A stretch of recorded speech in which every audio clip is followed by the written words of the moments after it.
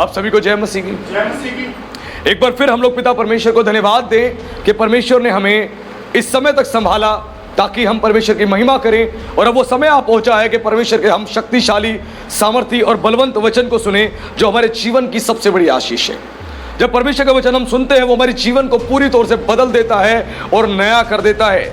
इसीलिए परमेश्वर ने अपने वचन में कहा कि मैंने अपने नाम से अधिक जो है अपने वचन को महत्व दिया है, वचन को इंपॉर्टेंस दी है। आज जब परमेश्वर के वचन को आप सुनते हैं, उस वचन को आदर दे। ये वचन आपकी लाइफ को पूरी तौर से बदल देगा। वचन में लिखा है, प्रभु यीशु मसीह ने कहा, तुम सत्य को जानोगे, सत्य तुम्हें स्वतंत्र करेगा। जब वचन के सत्य को हम जानते हैं तभी हम आजाद होते हैं, तभी हम स्वतंत्र होते हैं शैतान से, शैतान के ट्रैप से, उसकी चालों से। जब तक परमेश्वर के वचन को आप नहीं जानोगे, परमेश्वर के ज्ञान को रिसीव नहीं करोगे, आप शैतान से और शैतान के ट्रैप से बाहर नहीं निकल सकते। आज मैक्सिमम जो है क्रिश्चियंस जो हैं शैतान के ट्रैप में हैं और वो निकल नहीं पा रहे। शैतान ने आज उन्हें ट्रैप कर रखा है, वो निकल नहीं पा रहे। क्यों? परमेश्वर के वचन का प्रकाशन उनके पास नहीं है, वचन की सत्य बातें उनके पास नहीं है, जिसकी वजह से वो फंसे हुए हैं। कितने ऐसे मसीह हैं जो कहते हैं मैं पाप में जीवन बिता रहा हूं, मैं निकलना चाहता हूं। वो प्रयास करते हैं, 3 दिन पाप नहीं करते, 4 दिन पाप नहीं करते, लेकिन 5वें दिन फिर से पाप में गिर जाते हैं। ये कितनों के साथ होता है? ये मैक्सिमम सभी के साथ होता है। वो कोशिश करते हैं 3 दिन, 4 दिन, 5 दिन, वो हिम्मत करके बल लगा के अपना कोशिश करते हैं, उस दिन बच जाते हैं 4 दिन 5 दिन, लेकिन 6ठे दिन 7वें दिन वो फिर से पाप में गिर जाते हैं।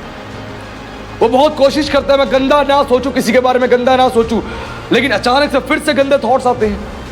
वो सोचते हैं मैं किसी के लिए गंदा ना बोलूं, लेकिन मुंह से निकल जाता है। मन करता है प्रार्थना करने का, लेकिन नहीं कर पाते। मन करता है बाइबल पढ़ने का, नहीं पढ़ पाते। क्यों? शैतान ने ट्रैप कर रखा है, शैतान ने ट्रैप कर रखा है। और मैक्सिमम क्रिश्चियंस जो हैं आज इस ट्रैप में फंसे हुए हैं। और पौलुस कहता है हम शैतान की युक्तियों से अनजान नहीं हैं। उसका कोई भी दाव हम पर नहीं चल सकता, क्योंकि उसकी युक्तियों से हम अनजान नहीं हैं। जब तक आप उसकी युक्तियों को, उसकी प्लानिंग को नहीं समझोगे, आप ट्रैप में फंसे रहोगे। और जब आज का प्रचार आप सुनोगे, इस प्रचार को सुनते सुनते इसके अंतिम भाग तक पहुंचोगे, तो आपको पता लगेगा कि कितनी बुरी हालत आपकी भी थी उस समय, और आज कितने क्रिश्चियंस की बुरी हालत है। और कई बार फिर से आपकी बुरी हालत हो जाती है और आप परेशान हो जाते हो आत्मिक जीवन में हम कैसे एक जयवंत जीवन को जिए। और आज के जब आप प्रचार को सुनते जाओगे, आप ब्लेस्ड होते जाओगे, क्योंकि परमेश्वर अपना महान प्रकाशन आपके जीवन में रिवील करेगा, रिलीज करेगा। आपकी लाइफ पूरी तौर से बदल जाएगी। जो आज का जो संदेश है वो है स्पिरिचुअल वॉरफेयर, आत्मिक युद्ध के विषय में। आज आप जानोगे कि पौलुस ने एक बड़ी ही अद्भुत बात बोली, जिन वचनों को हम सालों से पढ़ते आ रहे हैं, लेकिन कभी उन वचनों को अपने इतनी गहराई से नहीं समझा जो पौलुस ने कहा। उसके लिए एक बार खोलेंगे हम इफिसियों की पत्री अध्याय 6, उसके पद 11 से एक बार हम 18 तक पढ़ेंगे क्या लिखा है। और इस वचन को मैं आपके लिए पढ़ देता हूं। उसके 11 से लेकर 18 तक हम लोग पढ़ेंगे।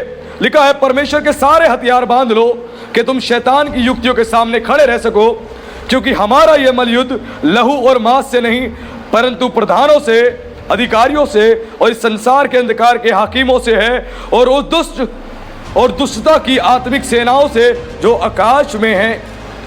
इसलिए परमेश्वर के सारे हथियार बांध लो कि तुम बुरे दिन में सामना कर सको और सब कुछ पूरा करके स्थिर रह सको।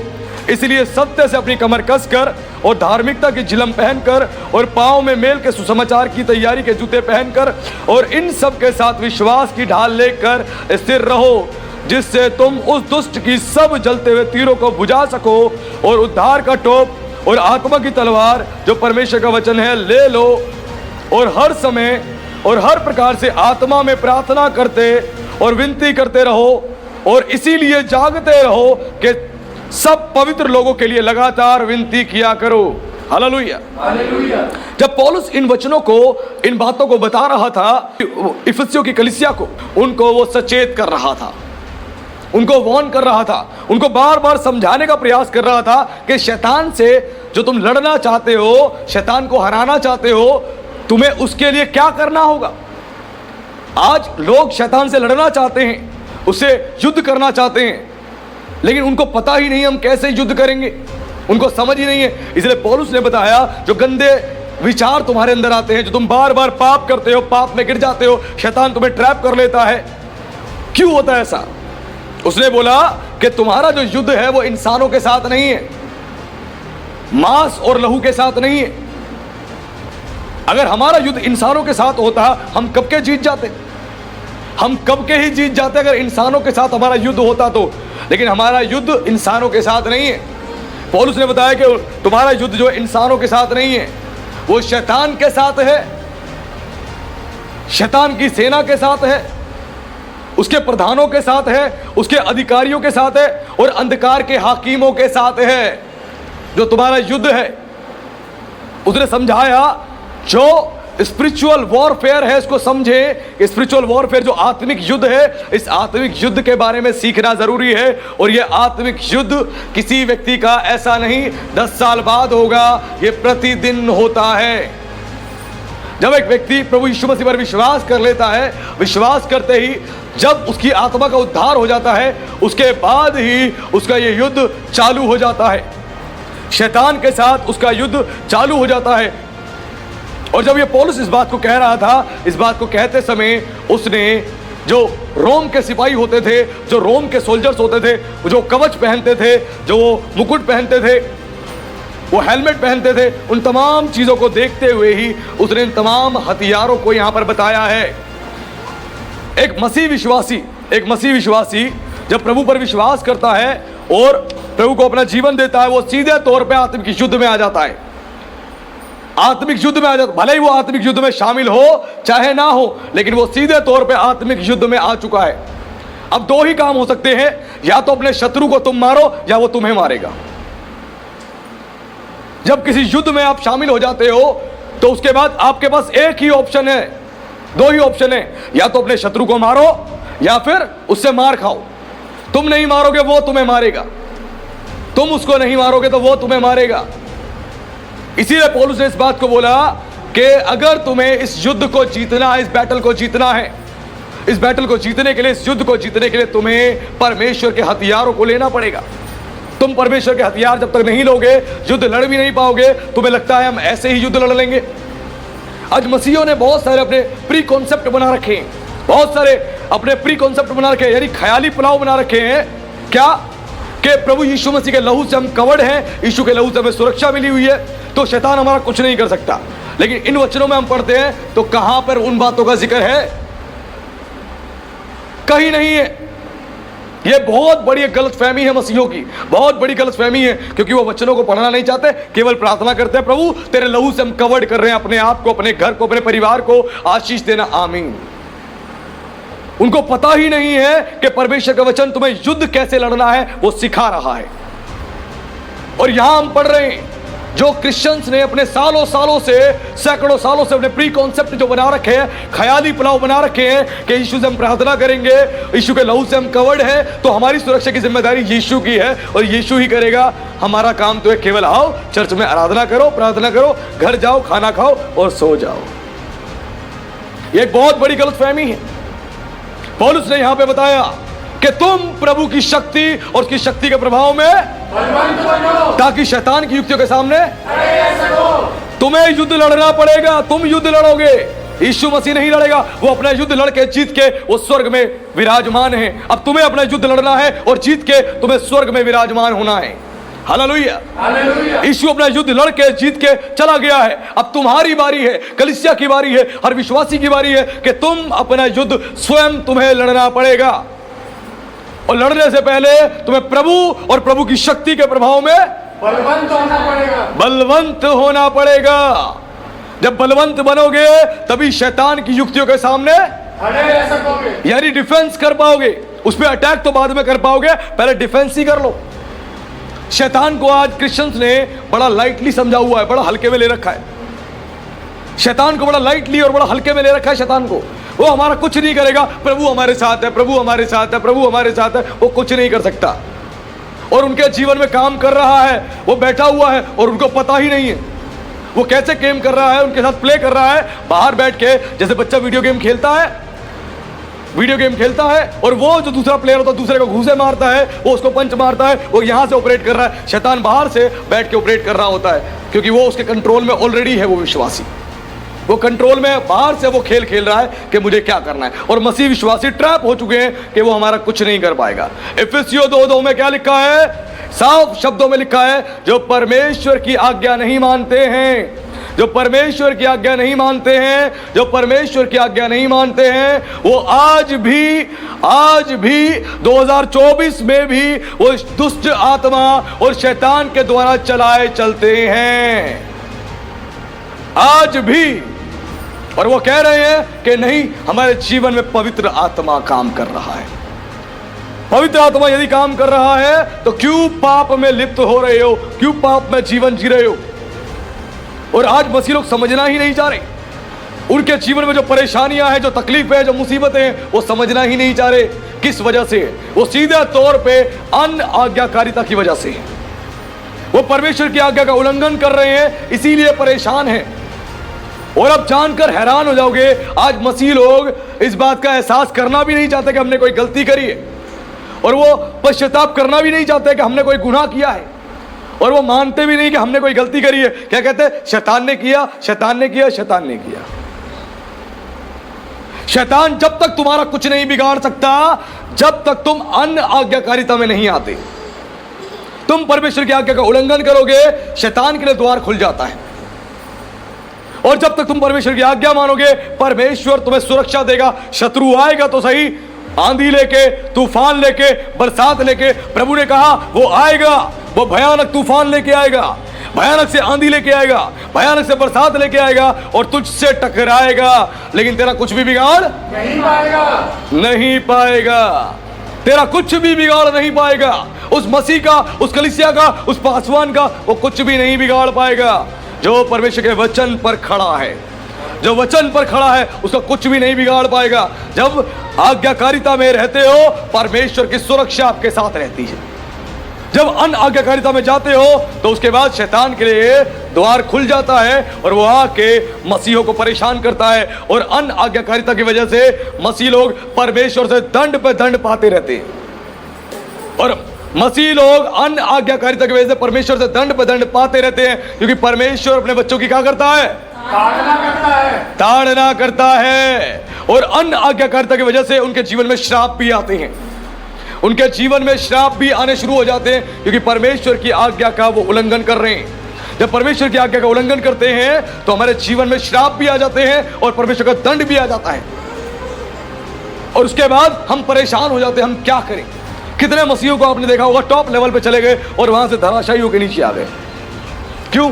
क्योंकि अन आज्ञाकारिता में जीवन को बिता रहे थे और परमेश्वर का दंड आया और श्राप भी आए। और जब वो मानते भी नहीं है मैंने कोई गलती करी है, तो परमेश्वर उनको दंड देता देता देता देता ऐसे स्थान पे ले जाके खड़ा कर देता है कि उनको मानना पड़ता है कि मैंने गलती करी है, मैंने गुनाह किया है और मैं कर रहा हूं।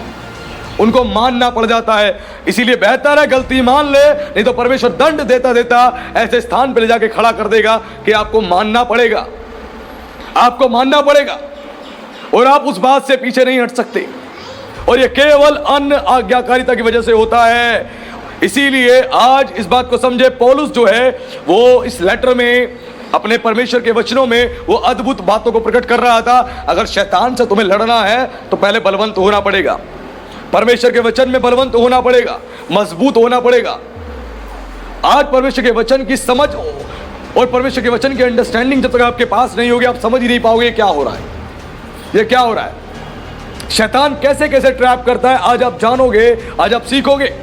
और बहुत भयानक रीति से शैतान जो है मनुष्य को ट्रैप कर लेता है और उसके गिरफ्त में आ जाता है, उससे निकलना बड़ा मुश्किल हो जाता है। कितने मसीहों को मैं जानता हूं जिनको 5 साल 6 साल हो चुके हैं शैतान के ट्रैप में फंसे हुए हैं, और वो 6 सालों से स्ट्रगल कर रहे हैं, लेकिन निकल ही नहीं पाए। लेकिन आज वो सत्य को जानेंगे और सत्य उन्हें स्वतंत्र करेगा। आज परमेश्वर का वचन उन्हें आजाद करेगा कैसे उस ट्रैप से निकले। अब बात आती है उस आत्मिक युद्ध की जिसकी बात पौलुस ने करी कि तुम्हारा एक आत्मिक युद्ध है, तुम एक स्पिरिचुअल वॉरफेयर में हो, उस आत्मिक युद्ध। अब बात आती है ये आत्मिक युद्ध कहां पे होता है, इसकी रणभूमि कहां है, ये रणभूमि कहां है, ये बैटलफील्ड कहां है, कहां पर युद्ध हमें लड़ते हैं हम शैतान से, कहां पर युद्ध लड़ते हैं। उसके लिए समझना है, परमेश्वर का एक वचन खोलेंगे, पहला कुरिन्थियों अध्याय 10 उसके 3 से हम 5 तक पढ़ेंगे। क्या लिखा है? पहला कुरिन्थियों अध्याय 10 उसके पद 3 से 5 तक पढ़ेंगे, जहां पर बताया गया है कि शैतान से कहां हम युद्ध लड़ेंगे, वो रणभूमि कहां है। पढ़े।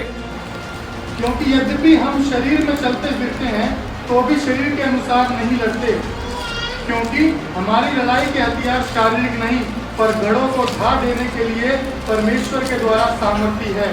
इसीलिए हम कल्पनाओं का और वे ऊंची बात का जो परमेश्वर की पहचान के विरोध में उठती है खंडन करते हैं और हर एक भावना को कैद करके मसीह का आज्ञाकारी बना देते हैं। हालेलुया। हालेलुया। यहां पे बताया गया साफ तौर पे कि कहां पर हम उससे युद्ध लड़ते हैं। ध्यान से आज समझ लेना, ये बैटल फील्ड कहां है, बैटल ग्राउंड कहां है। लिखा है 3 में, क्योंकि यद्यपि हम शरीर में चलते फिरते हैं तो भी शरीर के अनुसार नहीं लड़ते, क्योंकि हमारी लड़ाई के हथियार शारीरिक नहीं पर गढ़ों को ढाने के लिए परमेश्वर के द्वारा सामर्थ्य है। इसलिए हम कल्पनाओं का और हर एक ऊंची बात का जो परमेश्वर की पहचान के विरुद्ध में उठती है खंडन करते हैं और हर एक भावना को कैद करके मसीह का आज्ञाकारी बना देते हैं। हालेलुया। हालेलुया। जो हम युद्ध लड़ते हैं, जो रणभूमि है, वो हमारा मस्तिष्क है। ध्यान से देखें मेरी ओर, जो रणभूमि है वो हमारा मस्तिष्क है, जहां पे शैतान हमसे युद्ध लड़ता है। ये जगह है, कोई और ग्राउंड नहीं है। ये है बैटल फील्ड जहां हमसे युद्ध लड़ता है। हर एक इमेजिनेशन का, हर एक डिजायर वो जो है यहां पर पैदा करता है, और वो रणभूमि जो है जहां युद्ध लड़ते हैं वो ये स्थान है। साफ लिखा है कि इसलिए हम कल्पनाओं का और हर एक ऊंची बात का जो परमेश्वर की पहचान के विरुद्ध में उठती है खंडन करते हैं। कल्पनाओं का, इमेजिनेशन जो है, ये रणभूमि है, यहां पर हम शैतान से युद्ध लड़ते हैं। ये बैटल फील्ड है, ये बैटल ग्राउंड है जहां शैतान से हम लड़ते हैं, क्योंकि सारे थॉट्स वो यहीं डालता है, सारे थॉट्स यहीं डालता है, पाप करने के सारे थॉट्स यहीं डालता है, सारे काम वो यहीं पर करता है। और साफ तौर पर लिखा है हर एक उस बात का जो परमेश्वर की पहचान के विरुद्ध में उठती है हम खंडन करते हैं। अब परमेश्वर की पहचान क्या है? परमेश्वर की पहचान है कि परमेश्वर पवित्र है। परमेश्वर की पहचान है कि वो पवित्र है, और हर एक अपवित्र बात जो हमारे अंदर शैतान डालता है, जो हमसे युद्ध लड़ता है, हमारे मस्तिष्क में आके जो गंदी बातें डालता है, गंदे विचार डालता है, वह विचार करने के विचार डालता है, जो नशा करने के विचार डालता है, लड़ाई झगड़ा करने के विचार डालता है, जो नफरत और बुराई के विचार डालता है, वो सब यही डालता है, यही डालता है। और यही वो रणभूमि है जहां पर हम शैतान से युद्ध लड़ते हैं। यहीं पर यही रणभूमि है, और शैतान से हमारा सारा युद्ध यहीं चलता है, और 24/7 चलता है। और जब तक पृथ्वी पर जीवित रहोगे यह युद्ध चलता रहेगा। यह युद्ध समाप्त नहीं होने वाला, यह युद्ध समाप्त नहीं होगा। यही वो रणभूमि है जहां पर हम उससे लड़ाई लड़ते हैं। हर एक उस कल्पना का जो परमेश्वर की पहचान के विरुद्ध में, उसके वचन के विरुद्ध में उठती है पाप करने के लिए, वो सारे गंदे थॉट्स, गंदे विचार, गंदी थिंकिंग्स, उनको हम यहां पर लड़ने के लिए हम बैठे हैं। शैतान डालता है और यहीं से कंट्रोल करता है, यहीं से कंट्रोल करता है और यहीं से ऑपरेट करता है।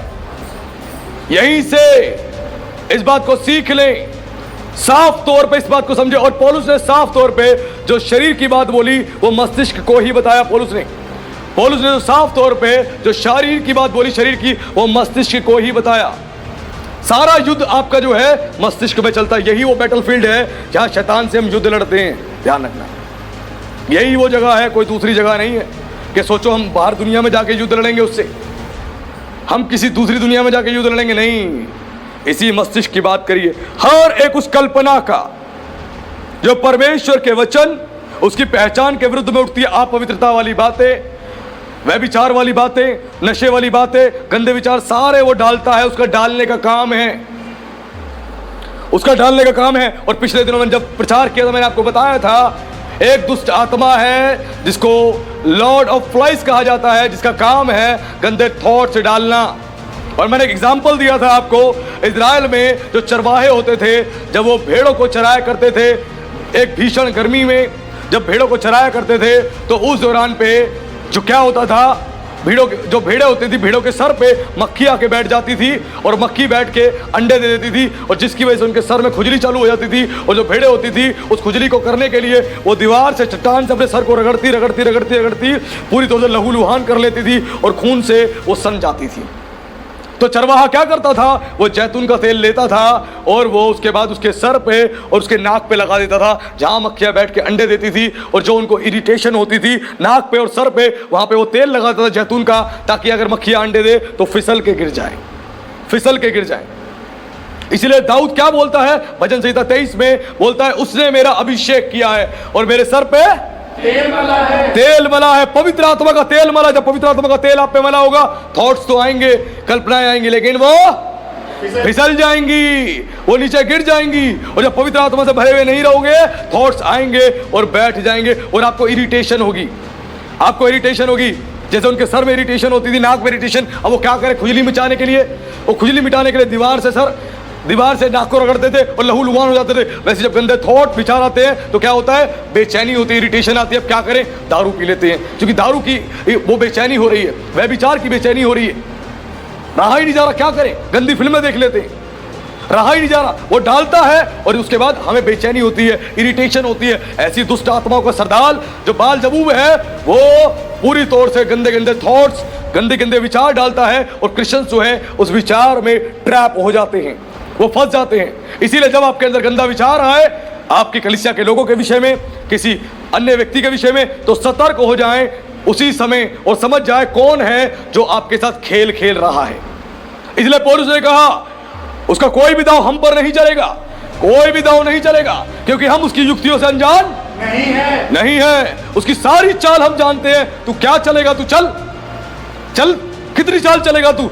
इसलिए पौलुस ने कहा उसकी शक्ति के प्रभाव बलवंत बनो, ताकि उसकी सारी युक्तियों के सामने हम खड़े होकर सामना करेंगे, डिफेंस करेंगे। तू डाल, हम डिफेंस करेंगे, तू डाल, हम डिफेंस करेंगे। आज इस बात को सीख ले, सारे थॉट्स डालता है गंदे गंदे विचार। इस लड़की के साथ व्यभिचार कर, इस लड़के के साथ व्यभिचार कर। आज व्यभिचार एक ऐसा पाप हो चुका है, जवान बच्चा, जवान लड़के से लेकर अधेड़ व्यक्ति तक सब फंसे हुए हैं इसमें, अधेड़ व्यक्ति तक फंसे हुए हैं और इससे बाहर ही नहीं निकल पा रहे, बाहर ही नहीं निकल पा रहे। शादीशुदा होने के बावजूद भी पाप में लिप्त हैं, एक घर वाली और एक बाहर वाली, और वो जानते हैं गलत कर रहे हैं, उनको पता है गलत कर रहे हैं, लेकिन जब उनके अंदर ये इच्छा पैदा होती है, ये डिजायर पैदा होता है, वो खुद पे कंट्रोल नहीं कर पाते, वो खुद पे नियंत्रण नहीं रख पाते और सारे गंदे गंदे कामों को करते हैं। क्यों? क्योंकि वो शैतान की युक्तियों से अनजान है, अनजान है। आज सीख ले इस चीज को, कौन है जो कल्पनाएं पैदा कर रहा है, नफरत की कल्पनाएं, आपके अंदर नफरत डालेगा, कलेश वाली बातें डालेगा, लड़ाई झगड़े वाली बातें डालेगा, गंदे गंदे विचार डालेगा। ये उसका काम है। इसलिए पौलुस क्या कहता है कि हर एक उस कल्पना का, हर एक उस ऊंची बात का हम खंडन करते हैं जो परमेश्वर की पहचान के विरुद्ध में उठती है। हम खंडन करते हैं, हम खंडन करते हैं, यानी जितनी भी थॉट्स आती है उसको रिफ्यूज कर देते हैं। हम रिफ्यूज करते हैं, जा इन बातों को लेके, हमें तेरी जरूरत नहीं है, क्योंकि परमेश्वर की पहचान हमने जान ली है कि परमेश्वर हमारा पवित्र है। कोई भी अपवित्र विचार परमेश्वर की ओर से नहीं आता, कोई भी अपवित्र विचार परमेश्वर की ओर से नहीं आता, नफरत के विचार परमेश्वर की ओर से नहीं आते, कोई भी गंदी कल्पनाएं परमेश्वर की ओर से नहीं आती, कोई इमेजिनेशन, कोई डिजायर, कोई इमोशंस परमेश्वर की ओर से गंदे नहीं आते, कभी नहीं आते। लिखा है जो ज्ञान स्वर्ग से उतरता है, जो स्वर्ग से उतरता है, जो ऊपर से आता है, वो पवित्र होता है। परमेश्वर का वचन आपको पवित्र करता है। यह वचन का प्रचार आपको पवित्र कर रहा है, आपको नया कर रहा है। इन तमाम चीजों को अगर खंडन करना है तो दाऊद ने कहा कि पवित्र आत्मा के तेल से अभिषेक कर लो। परमेश्वर के पास बैठो, वो तुम्हें पवित्र आत्मा के तेल से अभिषेक करेगा। वो तुम्हारा गडरिया है, वो तुम्हारा चरवाहा है। ये दाऊद के साथ भी होता था, दाऊद के साथ भी गंदे विचार उसके पास आते थे, गंदे थॉट्स आते थे। इसीलिए उसने भजन में कहा कि यहोवा मेरा चरवाहा है और उसने मेरे सिर पर तेल मला है और मेरा अभिषेक किया है और मेरा कटोरा उमड़ रहा है। पवित्र आत्मा के तेल का अभिषेक जब तुम्हारे ऊपर आएगा तो कोई भी गंदे विचार, गंदे थॉट आएंगे, वो करेगा, वो 24/7 अटैक करेगा, 24/7 अटैक करेगा। चर्च की बहनों के लिए गंदे विचार डालेगा, दूसरे की पत्नी के लिए विचार डालेगा, दूसरे के पति के लिए गंदे विचार डालेगा, वो डालेगा ही डालेगा, लेकिन वो आएंगे और फिसल के गिर जाएंगे, क्योंकि तेल पे कोई चीज नहीं चिपकती है, तेल पे नहीं चिपकती है। इसीलिए पवित्र आत्मा का तेल आपके ऊपर जब आएगा, पवित्र आत्मा के तेल से आप भरे जाओगे, तो कोई भी गंदे विचार, गंदे थॉट्स आप पर चिपकेंगे नहीं। आपने देखा होगा कई लोग जो है एक बात को पकड़ते हैं, उस बात को 4 दिन तक 5 दिन तक खींचते रहते हैं। क्यों? उनमें पवित्र आत्मा का तेल नहीं है, वो चीज चिपक गई है, अब वो छूट नहीं रही, वो छूट नहीं रही। क्योंकि जिस पर पवित्र आत्मा का तेल होगा वो किसी बात को करेगा, उसके बाद उस बात को समाप्त भी कर देगा। लेकिन कोई एक व्यक्ति बात को पकड़ कर रखेगा, वो बात 6 महीने बाद भी उठाएगा, साल भर बाद भी उठाएगा, 2 साल बाद भी उठाएगा, 4 साल बाद भी उठाएगा, 10 साल बाद भी उठाएगा। क्यों? पवित्र आत्मा के तेल से वो अभिषेक नहीं किया गया उसका, इसीलिए ऐसा होता है। लेकिन बुद्धिमान व्यक्ति ऐसा नहीं होता, अभिषिक्त व्यक्ति ऐसा नहीं होता। गंदे थॉट्स, गंदे विचार आते हैं, लेकिन वो उनसे लड़ते हैं। और क्या लिखा है? वो कहता है कि हर एक भावना को हम कैद करके मसीह का आज्ञाकारी बना देते हैं। हर एक भावना का, समझ आ रहा है? आवाज नहीं आई? शैतान जो है यहां पर युद्ध लड़ता है, ये उसका बैटल ग्राउंड है, और 24/7 अटैक करेगा। तुम्हारी सास के लिए नफरत डालेगा, तुम्हारी नंद के लिए नफरत डालेगा, तुम्हारे पति के लिए डालेगा, तुम्हारी पत्नी के लिए डालेगा, पासवान के लिए डालेगा, कलीसिया के लोगों के लिए डालेगा, तुम्हारे रिश्तेदारों के लिए डालेगा, यहीं पर डालेगा। सारा खेल यहीं करेगा और आपको इतना डिस्टर्ब करके रखेगा, इतना डिस्टर्ब करके रखेगा। और शैतान बोलेगा कि देख तू बहुत परेशान है, कम कर, दारू पी ले, तू रिलैक्स हो जाएगा, मदिरा पी ले, तू रिलैक्स हो जाएगा। और वो फंसाता है, फंसाता है, और लोग फंस जाते हैं। क्योंकि जब दिमाग डिस्टर्ब हो जाता है तो दारू पीने वाला क्या कहता है? मैं बहुत परेशान हूं, एक काम करो, मुझे दारू पीने दो भाई, मैं तभी मुझे नींद आएगी, नहीं तो रात भर में जागता रहूंगा, मुझे नींद भी नहीं आने वाली। वो दारू पीता है, मदहोश हो जाता है, वो सो जाता है। सुबह उठता है, फिर से उसकी टेंशन चालू, चिंता चालू, क्या करूं मैं, क्या करूं, क्या करूं। क्योंकि यहां पर 24/7 युद्ध चल रहा है, युद्ध चल रहा है। इसलिए यीशु ने क्या कहा? यदि तू जानता होता कि तेरा शत्रु किस टाइम आएगा, तू जागता होता। तू जानता होता तेरा शत्रु तेरे पास किस टाइम आएगा, तो तू जागता हुआ होता। आज हम जानते ही नहीं हमारा शत्रु किस टाइम आएगा। और यीशु ने कहा रात के दूसरे और तीसरे पहर, दूसरे और तीसरे पहर जब तुम सुस्त हो के पड़े हो, आराम से तुम कुछ नहीं कर रहे हो, उसके अटैक्स चालू हो जाते हैं। वो दिन दोपहरी में भी उसके तीर आते हैं और रात में भी काम करता है।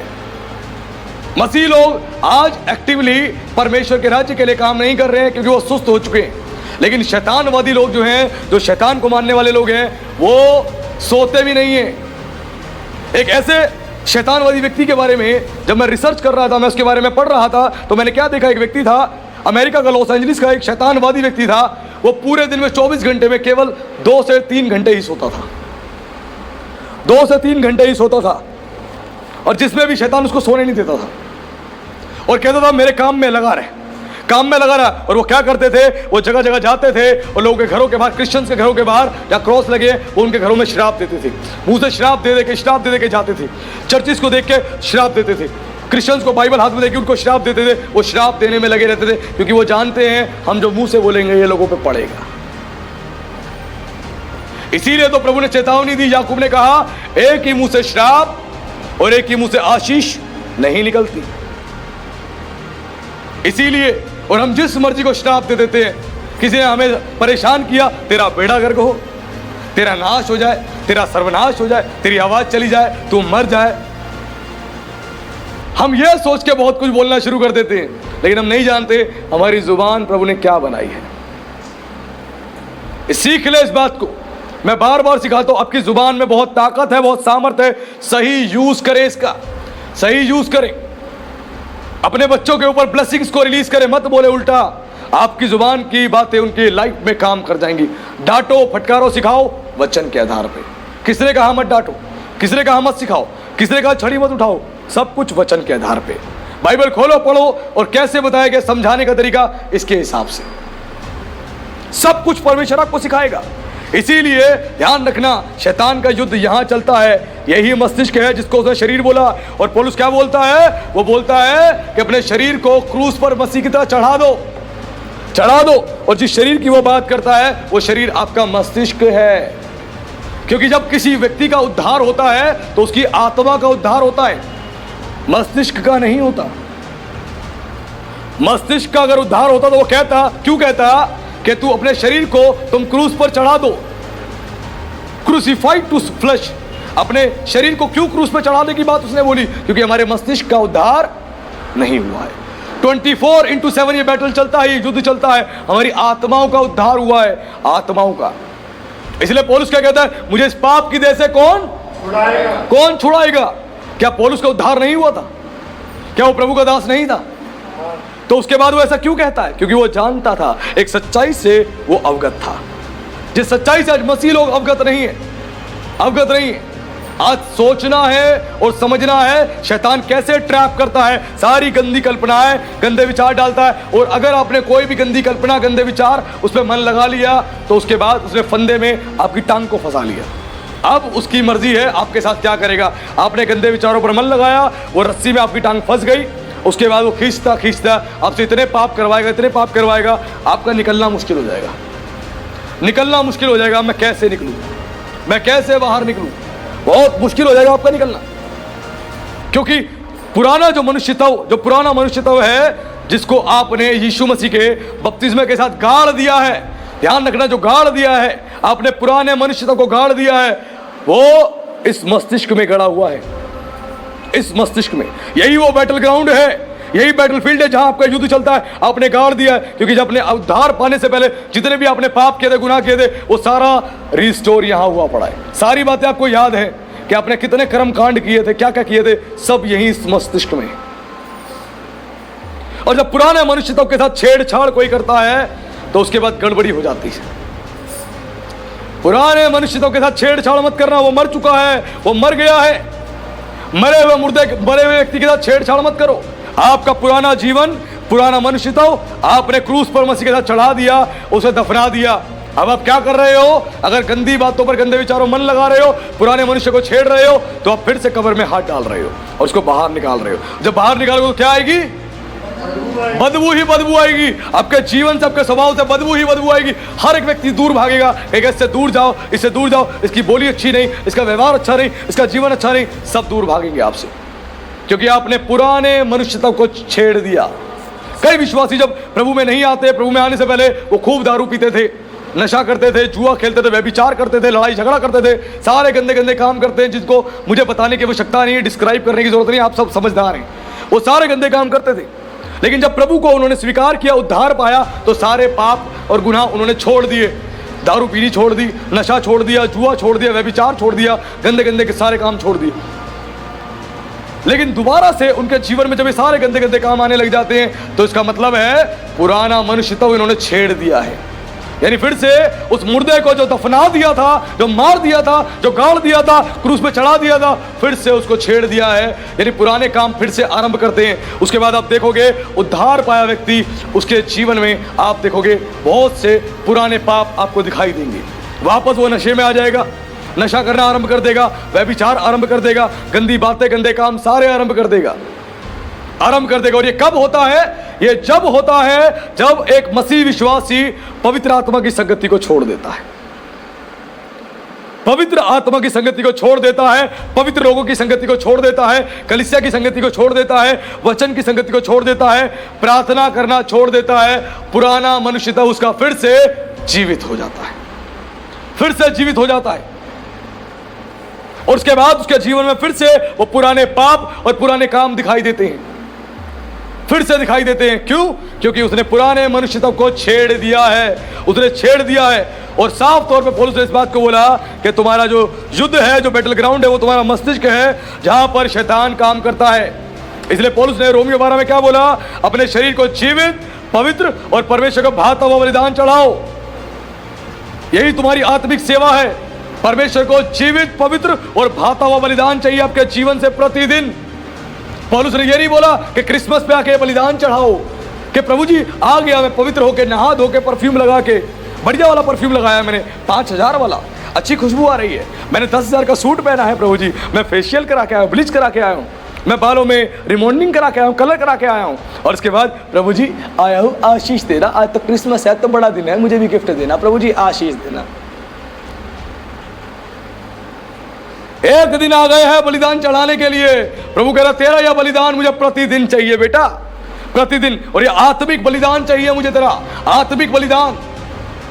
जब तक आत्मिक बलिदान प्रतिदिन नहीं चढ़ाएगा तो तेरी भेंट मैं ग्रहण कैसे करूंगा? आप प्रतिदिन प्रार्थना करो और इस बलिदान को चढ़ाओ। देखो परमेश्वर क्यों आपके जीवन में आशीष नहीं देगा, आपके जीवन को ब्लेस क्यों नहीं करेगा, आपको आगे क्यों नहीं बढ़ाएगा, आपको हर तरीके से समृद्धि क्यों नहीं करेगा, आपको आत्मिक धनी क्यों नहीं बनाएगा? वो बनाएगा और आपको इस्तेमाल करेगा दूसरों की जिंदगी बचाने के लिए।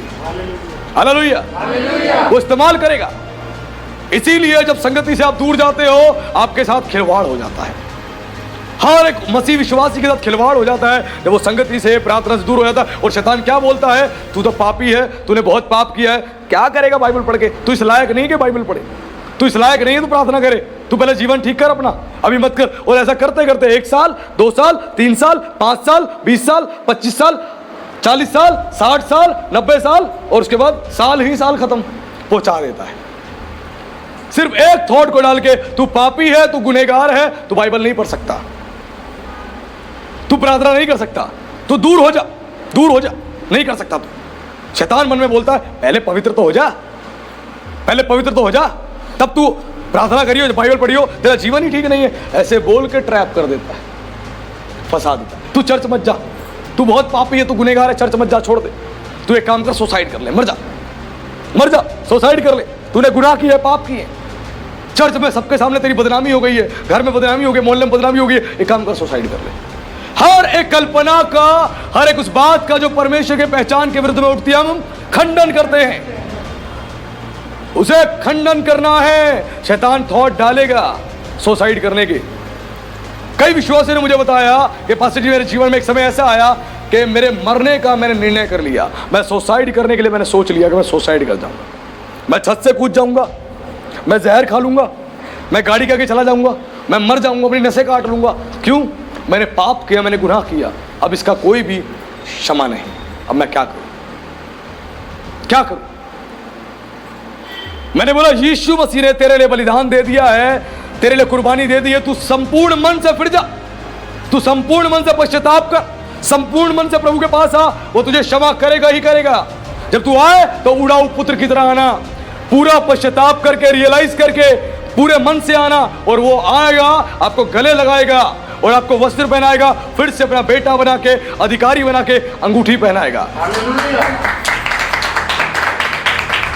इसीलिए आज हमें इस बात को सीखना है कि जो बैटल ग्राउंड है, जो बैटल फील्ड है, हमारा मस्तिष्क है, जितने विचार आते हैं, गंदे गंदे गंदे गंदे थॉट्स, कई बार कितने विचार आते हैं, इसको जान से मार देता हूं, इसको जान से मार देता हूं, इसको मैं घूसा मार देता हूं, थप्पड़ मार देता हूं, मैं जान से मार देता हूं, मैं इसको भ्रष्ट कर देता हूं, मैं गलत काम करता हूं। कितने गंदे गंदे विचार आते हैं, इतने गंदे गंदे विचार आते हैं जो मैं कह भी नहीं सकता। ऐसे ऐसे विचार लोगों के अंदर आते हैं, ऐसे ऐसे विचार आते हैं, शैतान उकसाता है, वो आपके इमोशंस के साथ खेलता है, आपके इमोशंस के साथ खेलता है, आपके माइंड के साथ खेलता है, क्योंकि यही वो बैटल फील्ड है, यही वो ग्राउंड है जहां सारा खेल खेलता है। और उसके बाद वो फंसाने की कोशिश करता है पूरी तौर से, गंदे गंदे डिजायर पैदा करेगा, डिजायर, तू धनी हो जाएगा, तू पैसे वाला हो जाएगा, तो इस लाइन को चुन ले, इस लाइन को यहां डालता है, तो सारे विचार यहां डालेगा और पूरी तौर से ट्रैप करेगा। लेकिन लोग नहीं जानते इस बात को, नहीं जानते इस बात को। जब एक सेना युद्ध करने के लिए जाती है और दूसरी सेना को यदि कब्जे में लेना है तो हथियार के साथ जाना पड़ेगा। अगर बिना हथियार के चले गए युद्ध लड़ने के लिए तो तुम कब्जे में नहीं लोगे, वो तुम्हें कब्जे में ले लेगा। हालेलुया। कितने पवित्र आत्मा पाए हुए मसीहों में से जब दुष्ट आत्मा के अटैक्स उन पे पड़े, दुष्ट आत्मा का नियंत्रण उन पे आया, कितनी बार मैंने प्रार्थनाएं करी और प्रभु ने छुटकारा दिया है। और लोग कहते हैं पवित्र आत्मा पाए व्यक्ति के जीवन में दुष्ट आत्मा नहीं आ सकती। ऐसा नहीं, यीशु ने साफ बोला, जब तक कोई बलवान व्यक्ति तुम्हारे घर में घुस के तुम्हें बांध ना ले, वो तुम्हारा माल चोरी नहीं कर सकता। तुम्हें बलवान होना पड़ेगा। इसलिए पौलुस ने क्या कहा कि प्रभु की शक्ति के प्रभाव में बलवंत बनो, बलवान बनो। तुम बलवान नहीं बनोगे, वो बलवान बन के आएगा और तुम्हें ट्रैप करेगा, तुम्हें फंसाएगा और तुम बोलोगे अब मैं क्या करूं, और आपको समझ भी नहीं आएगा अब मुझे क्या करना है। इसीलिए एक सेना को यदि दूसरी सेना को कब्जे में लेना है तो हथियारों के साथ चलना पड़ेगा। इसलिए पौलुस ने बोला परमेश्वर के सारे हथियार बांध लो, बांध लो। संडे चर्च में बांध के आना, एक दिन से नहीं, प्रतिदिन बांधना है। प्रतिदिन ये हथियार बांध कर चलो, प्रतिदिन इन हथियारों के बिना तुम शैतान को हरा भी नहीं सकते, हरा भी नहीं सकते। और पौलुस साफ तौर पे एक मसीह को एक योद्धा कह के प्रस्तुत कर रहा है कि हर एक मसीह जो है एक वॉरियर है, एक सोल्जर है। वो इस बात को साफ तौर पे कह के प्रस्तुत कर रहा है कि बिना हथियारों के तुम युद्ध नहीं लड़ सकते हो। और शरीर और आत्मा इन दोनों का बैटल चलता है, शरीर और आत्मा का बैटल चलता है, युद्ध चलता है प्रतिदिन 24/7 ये युद्ध चलता है प्रतिदिन। उसके लिए खोलेंगे पहला पतरस अध्याय 2 उसके पद 11 को पढ़ेंगे, क्या लिखा है।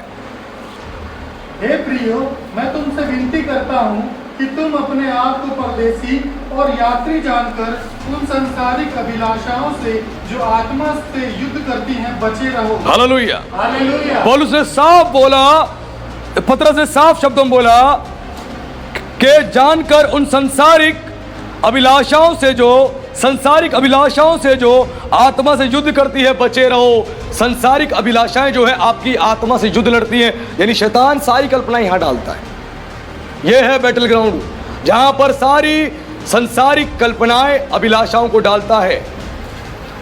और वो कह रहा है बचे रहो, और तुम्हारी आत्मा युद्ध करती है, यानी तुम्हारी आत्मा भी और पवित्र आत्मा भी, वो दोनों 24/7 युद्ध करते रहते हैं। 24 घंटे 7 दिन 365 दिन ये युद्ध चलता है। ध्यान रखना, तुम्हारी आत्मा और पवित्र आत्मा वो मिलके युद्ध करते रहते हैं शैतान का और शैतान की सेना का। सारी अभिलाषाएं डालेगा, अभिलाषाएं। उस लड़की को पाले, सुंदर है, अच्छी है, खूबसूरत है, पाले। उस लड़के को पाले, वो सुंदर है, खूबसूरत है। उसके व्यापार का नाश कर दे, उसकी नौकरी का नाश कर दे, इस एम्प्लॉय की कंप्लेंट करके इसको हटवा दे, उसके बाद प्रमोशन ले ले। कितने सारे षड्यंत्र और प्लानिंग होती है। डैनियल के लिए भी यह काम किया गया था। उनके लोगों ने देखा कि भाई डैनियल तो राजा का बड़ा खास है, अब डैनियल खत्म तो कहानी खत्म, हम आ जाएंगे डैनियल की गद्दी पे। और उन्होंने डैनियल के खिलाफ षड्यंत्र रचे, उसको मारने के लिए, नाश करने के लिए, और राजा से आज्ञा पत्र निकलवा दी ताकि उसका नाश हो जाए।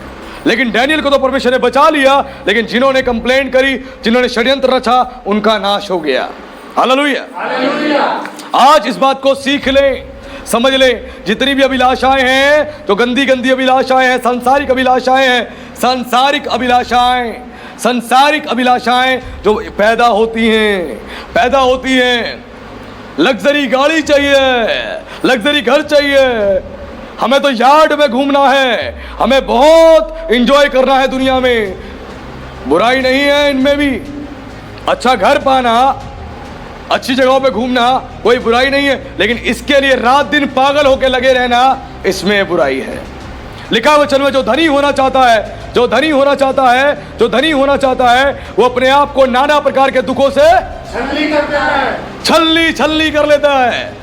जो बहनें हैं वो अपने घर में जानती हैं, आटा छानने की एक छन्नी उनके पास है, कैसे छान लेती हैं।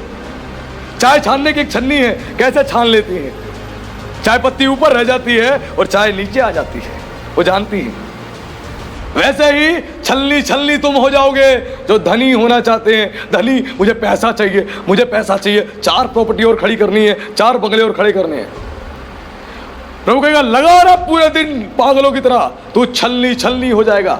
तेरे को मैं देखूंगा तो तू मुझे ऐसा दिखाई देगा जैसे एक चाय की छलनी दिखाई देती है, आटा छानने वाली छलनी दिखाई देती है। जब परमेश्वर किसी ऐसे मसीह को देखता है, ऐसे विश्वासी को देखता है जो रात दिन पैसा कमाने के चक्कर में पागल हो जाते हैं, लगे रहते हैं गधों की तरह, बेवकूफ़ इंसानों की तरह, तो परमेश्वर उनको छलनी देखता है। उनका शरीर पूरी तरह से छिदा हुआ दिखाई देता है, उनकी आत्मा छिदी हुई दिखाई देती है। परमेश्वर कहता है मैं क्या करूं, इसका सब जगह से इसके छेद ही छेद हो चुके हैं, क्या करूं। आज सीख लें। और शैतान बोलता है इसको तो मैं फूक मार के उड़ा दूंगा, फूक मार के। ये मुझसे युद्ध लड़ने आ रहा है। और मसीह लोग जो प्रार्थना नहीं करते, वचन को नहीं पढ़ते, शैतान के विषय में जानकारी नहीं है, वो कहते हैं यीशु के नाम से मैं शैतान को पैरों तले रौंद रहा हूं, मैं मार रहा हूं, मैं कूट रहा हूं, मैं उसके लहू से जला रहा हूं। शैतान हंसता है, हा, मैं तो तेरे मस्तिष्क में बैठा हुआ हूं। अभी तो मुझे मार रहा है, अभी तो मुझसे लड़ रहा है, तो थोड़ी देर बाद मेरी बात मानेगा। मैं कहूँगा चल 2 पैक लगाने, तू चलेगा तैयार होके। मैं बोलूँगा चल व्यभिचार करने, तू चलेगा। मैं बोलूँगा चल गंदी गंदी फिल्म देखने, तू चलेगा। मैं बोलूँगा गंदे गंदे काम कर, तू करेगा। और तू चर्च में आके बोलेगा यीशु के नाम से मैं मार रहा हूँ, यीशु के नाम से मैं जला रहा हूँ, पैर तले रोंद रहा हूँ यीशु के नाम से शैतान को। एक पास्टर ने एक बार बताया, एक पास्टर एक जगह गए थे वेकेशन पे, तो वहां पर वो बीच पे घूम रहे थे, तो उन्होंने क्या देखा, एक क्रिश्चियन लड़की थी, वहां पे कई लोग खड़े थे। तो एक फ्रेंड ने उससे बोला कि भाई एक बात बताओ, तुम पार्टी कब करते हो? संडे को पार्टी करने चले? उसने बोला संडे नहीं, संडे तो मैं चर्च जाती हूँ। जैसे पास्टर ने बात सुनी वो खड़े हो गए सुनने के लिए, साइड में खड़े होकर सुन रहे थे। उन्होंने बोला, उस लड़की ने बोला कि संडे भाई मैं तो चर्च जाती हूँ भाई, संडे कोई पार्टी नहीं, कुछ नहीं। तो उन्होंने बोला, लड़की ने बाकी फ्रेंडों ने बोला बाकी दिन पार्टी कब करती है? तो कब करती है? मैं संडे नहीं करती। तो क्योंकि संडे छुट्टी का दिन होता है। कहीं संडे तो चर्च जाती हूँ, बाकी 6 दिन पार्टी करती हूँ। ये वाली पार्टी, दारू पार्टी, व्यभिचार वाली पार्टी मैं 6 दिन करती हूँ, लेकिन संडे चर्च में रिलीजियस बन के जाती हूँ, पूरे कपड़े पहन के जाती हूँ, बाकी 6 दिन शॉर्ट्स में, स्कर्ट में मैं बदन दिखाते हुए जारी होती हूँ पाप करने के लिए। एक दिन धार्मिकता का चोला पहन लिया और 6 दिन पाप में लेते हैं। और मसीह लोग बोलते हैं चर्च में आके, पास्टर जी प्रभु आशीष नहीं दे रहा, पास्टर जी बीमारी है, पास्टर जी तकलीफ है। लेकिन ये नहीं बताएंगे कि पास्टर जी हम बैठ के रात को दारू पी के उठे हैं, पास्टर जी हम रात को व्यभिचार करके उठे हैं, पास्टर जी रात को गंदी गंदी फिल्म देख रहे थे, पास्टर जी नंगी नंगी लड़कियों को देख रहे थे, लड़कों को देख रहे थे, पास्टर जी। ये कोई नहीं बताएगा। क्यों? अपनी कमी कौन बताए? अपनी कमी कौन बताए? अपनी कमी नहीं बताता कोई भी। और पास्टर जी का दिन हो जाए, पास्टर जी कहते चलो कोई नहीं, आओ तुम्हारे लिए प्रार्थना करता हूं, प्रार्थना करता हूं। कोई फायदा नहीं है उस दिखावे का, कोई फायदा नहीं है। इसलिए साफ तौर पे पौलुस कह रहा है, पतरस कह रहा है यहाँ पे कि जो सांसारिक अभिलाषाएं हैं, वो सांसारिक अभिलाषाएं तुम्हारी आत्मा से युद्ध करती हैं। अगर तुम्हारी आत्मा बलवंत नहीं है तो युद्ध कौन करेगा? अगर पवित्र आत्मा जो तुम्हें मिला हुआ है उससे आत्मा से बलवंत नहीं बनोगे तो युद्ध कौन लड़ेगा? युद्ध में हार जाओगे। कितने मसीह प्रतिदिन इस युद्ध में हारते हैं। प्रतिदिन सुबह निर्णय करते, आज मैं गलत काम नहीं करूंगा, आज मैं पाप नहीं करूंगा। शाम होते होते होते होते होते होते वो भी बैठते बैठते बैठते बैठते लेट जाते हैं, कहते हैं अब तो मैं करूंगा, और फंस जाते हैं। सुबह निर्णय करते हैं आज से नहीं करूंगा, और शाम होते होते सब कुछ कर बैठते हैं, सब कुछ। क्यों? क्योंकि वो बलवंत है ही नहीं, ना प्रभु के वचन में, ना प्रार्थना में, और ना परमेश्वर की सामर्थ्य से भरे गए हैं। युद्ध कहां से लड़ेंगे? उनको पता ही नहीं युद्ध कहां चल रहा है। उनको लगता है युद्ध वहां चल रहा है, वहां चल रहा है, वहां चल रहा है, दुनिया में चल रहा है। युद्ध तो यहां चल रहा है। ये शरीर, ये मस्तिष्क, ये उसका बैटल ग्राउंड है, बैटल फील्ड है, जहां पे वो प्रतिदिन आपके अंदर थॉट्स डालेगा। इसीलिए यहां पर क्या लिखा है कि संसारिक अभिलाषाओं से जो आत्मा से युद्ध करती है, बचे रहो, बचे रहना है। संसारिक अभिलाषाओं से बचे रहो। नहीं बचे रहोगे तो तुम्हारा खिलवाड़ होगा ही होगा। मैंने कितने मसीह देखे जब वो प्रभु के साथ आत्मिक रीति से और धार्मिकता से चल रहे थे, प्रभु सब कुछ प्रोवाइड कर रहा था, लेकिन जब पागल हो गए, पैसा पैसा पैसा पैसा, तो मैंने ऐसी बर्बादी उनके जीवन में देखी कि पैसे पैसे के लिए मोहताज हो गए। क्या फायदा हुआ? कोई फायदा नहीं हुआ। क्यों? अब जीवन का एक ही एम है, वो पैसा कमाना, प्रॉपर्टी इकट्ठी करना और ऊंचा होना, एक ही एम है। प्रभु कहेगा तुझे इसीलिए थोड़ी ना चुना है, तू अन्य जाति व्यक्ति की तरह जीवन जी रहा है। इसलिए पौलुस ने क्या बोला? संसार के सदृश ना बनो, संसार के सदृश ना बनो, संसार के सदृश ना बनो। संसार का आदमी यही सोचता है 4 बंगले यहां पर, 4 प्रॉपर्टी यहां पे, 8 प्रॉपर्टी वहां पे इकट्ठी करनी है, कारें लेनी है, बड़ी बड़ी लग्जरी कारें लेनी है, और रात दिन उसके लिए अपने आप को फंसा के रखेंगे। 24 घंटे में 18 घंटे 20 घंटे मेहनत करने में लगे रहेंगे, पैसा कमाना है, पैसा कमाना, पैसा कमाना। वो भूल जाते हैं अपने परमेश्वर के बारे में, और गीत चर्च में आके गाते हैं, यहोवा चरवाहा मेरा, कोई घटी मुझे नहीं है। जब घटी नहीं है तो क्यों जा रहे हो पागलों की तरह? जब तुमने कह दिया यहोवा मेरा चरवाहा है, तो वो चरवाहा तुम्हें प्रोवाइड करेगा ही करेगा। Hallelujah, hallelujah.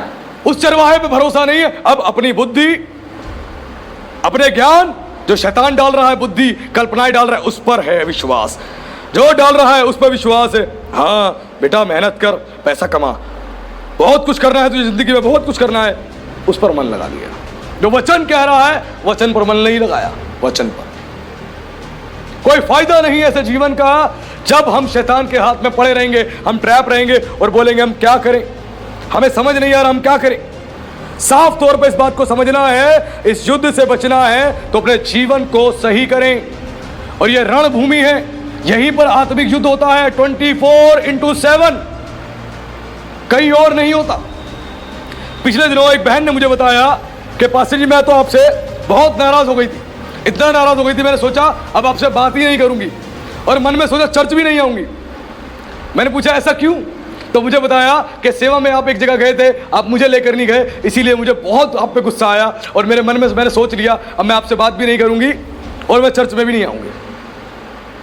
मैंने कहा अरे वाह क्या बात है। और ये वचन बता रहा है उस कल्पना का, उस संसारिक अभिलाषाओं का हम खंडन करते हैं। ऐसे थॉट्स वो डालेगा। घर में आप खाना खा रहे हो और कोई बात कर रहे हैं तो आपकी गर्दन वहां गई, जैसी वो चुप हो जाएंगे आपके मन में विचार आएगा मेरे लिए बात हो रही है, क्या बात कर रहे हैं। आपके अंदर अभी प्रेम है उनके लिए, अचानक से गुस्सा आएगा, मेरे लिए बात चल रही है, मेरे लिए बात हो रही है और गुस्से से आप भर जाओगे। घर में कुछ बना, उन्होंने खा लिया, आपके लिए नहीं रखा, आप समझ आ रहा है ये क्या चल रहा है। ऐसे थॉट्स छोटी छोटी बातों में। कितनी महिलाएं जो हैं अपनी काउंसलिंग जब करवाती है मेरे पास, वो बताती है तो ऐसी ही बात बताती है कि मुझे अपनी सास पे गुस्सा आता है, अपनी नंद पे गुस्सा आता है, परिवार के लोगों पे गुस्सा आता है। मैं कहता हूँ क्यों गुस्सा आता है ये बताओ, तो बताती हैं कि वो लोग बना के खा लेते हैं, मेरे लिए छोड़ते नहीं, इस बात पर मुझे गुस्सा आता है। अचानक से बात कर रहे हैं और मैं पहुंच गई तो बात उनकी बंद हो जाती है और फिर उसके बाद मुझे और गुस्सा आता है और इस गुस्से से मैं इतनी भर जाती हूँ मैं प्रार्थना भी नहीं करती, मैं बाइबल भी नहीं पढ़ती, मेरा मन चर्च आने का भी नहीं करता। क्यों? क्योंकि शैतान ने दिमाग में डाल दिया यही तो युद्ध कर रहा है, वो युद्ध में जीत गया और हार गए मसीह लोग। फिर कह रहे हैं यीशु के नाम से हम जीतेंगे और साफ प्रकाशित वाक्य में लिखा है जो जय पाएगा वही स्वर्ग जाएगा, जो जय पाएगा वही स्वर्ग जाएगा। जैसे यीशु जय पाकर स्वर्ग गया वैसे तुम भी और हम भी और कलीसिया भी जय पाकर ही स्वर्ग जाएगी। ना केवल चर्च में बैठ के, ना ताली बजा के, ना 6 गीत गा के, ना 7 गीत गा के स्वर्ग जाएंगे। जो जय पाएगा इन बातों पर, शैतान पर जय पाएगा, इस आत्मिक युद्ध पर जय पाएगा, वही स्वर्ग जाएगा। आज मसीह लोग सेवा करना चाहते हैं प्रभु की। मुझे कहते हैं पास्टर जी हम सेवा करना चाहते हैं, हम शैतान को हराना चाहते हैं। और ये वो मसीह कहते हैं जिनको अगर किसी ने अगर कुछ कह दिया या उन्होंने कुछ सुन लिया, उसके बाद उनके अंदर का रुद्र रूप बाहर आ जाता है, पुराना मनुष्य जाग जाता है, वो कब्र में हाथ डाल के उसको बाहर निकाल लेते हैं, उसमें समा जाते हैं, उसके बाद पुराना सारा काम चालू और फिर बोलते हैं हम प्रभु की सेवा करना चाहते हैं। ऐसे होगी सेवा? नहीं।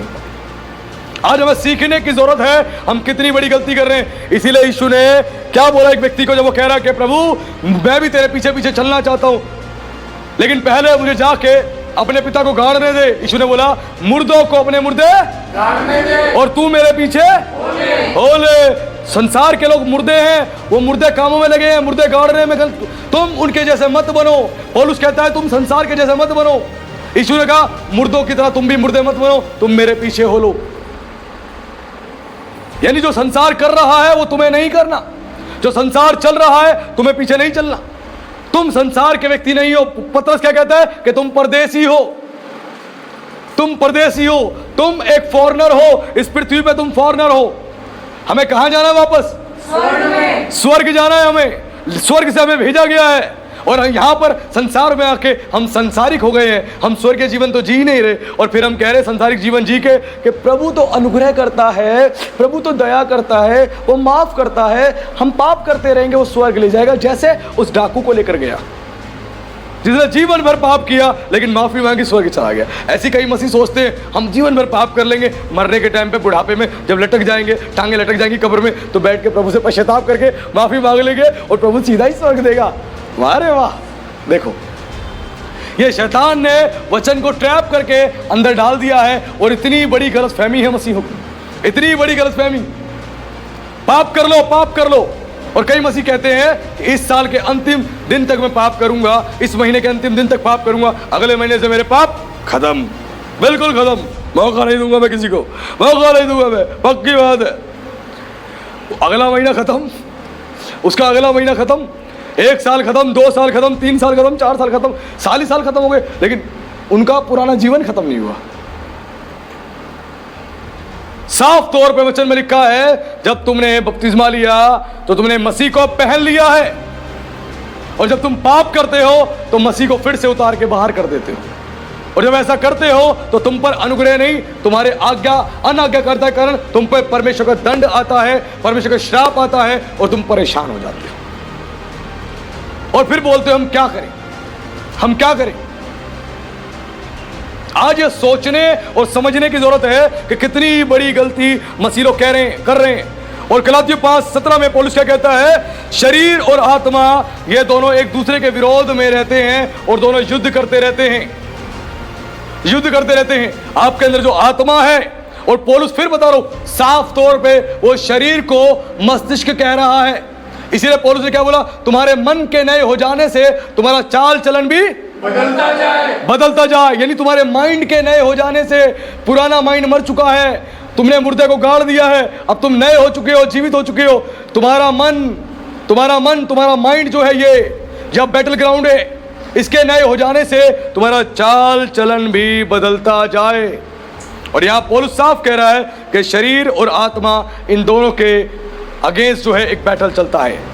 आपकी आत्मा लड़ती रहती है, पाप नहीं करना, गुनाह नहीं करना, आपकी आत्मा लड़ती रहती है, मत कर मत कर। एक शरीर कहता है मत सुन इसकी, मेरी सुन, मजा तो इसी में है, मजा इसी में है, आनंद इसी में है।